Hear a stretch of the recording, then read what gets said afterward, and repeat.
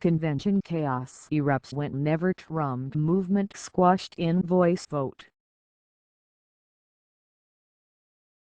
Ted Cruz's speaking date at the RNC might be in question after today's failed effort by Never Trump delegates to get a floor vote on changing party rules. TV news operations suddenly sprang to life when the ho-hum-ness of dayside political conventioneering appeared to go off the rails over efforts to get a vote on changing some party rules.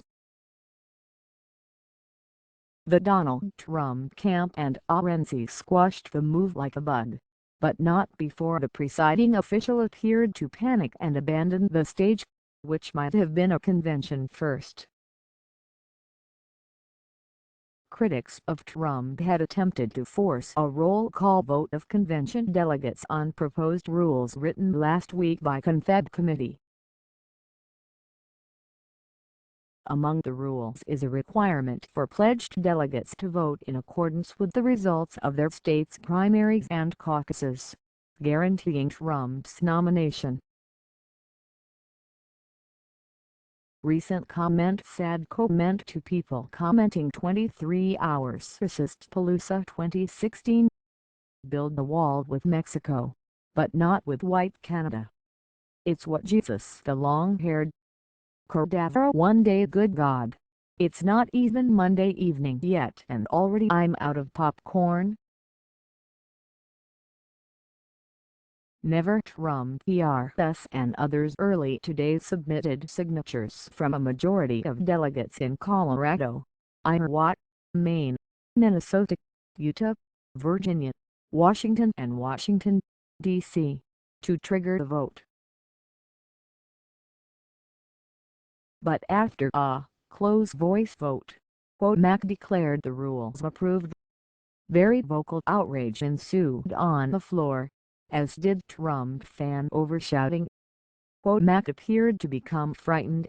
Anyway, he left the stage, which "This is surreal." The chair walked off the stage. He abandoned his post. Utah Senator Mike Lee marveled to see CNN's Dana's bash. Lee was among those who had wanted the vote.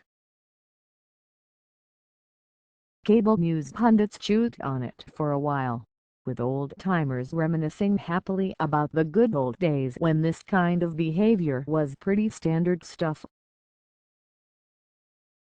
Sometime later, Womack returned to the stage and tried to restore dignity, his and the convention's. "I need your help, and your cooperation," Womack said sternly, calling for another crack at the voice vote. The chair would remind the hall it is critical we are able to discern the ayes from the nays. Those in favor of the rules package will say aye.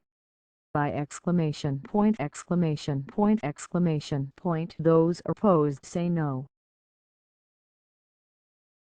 No exclamation point exclamation point exclamation point. In the opinion of the chair, the ayes have it, he announced. Again. After which he said 3 states had pulled their support for a roll call vote.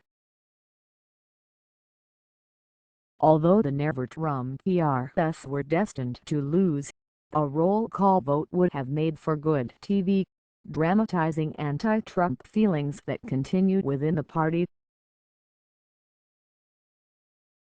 As Bash returned to interview Lee, who insisted they had gotten the majority of delegates in more states than acknowledged, they were circled by Trump fans who began screaming at them, trying to drown them out on camera.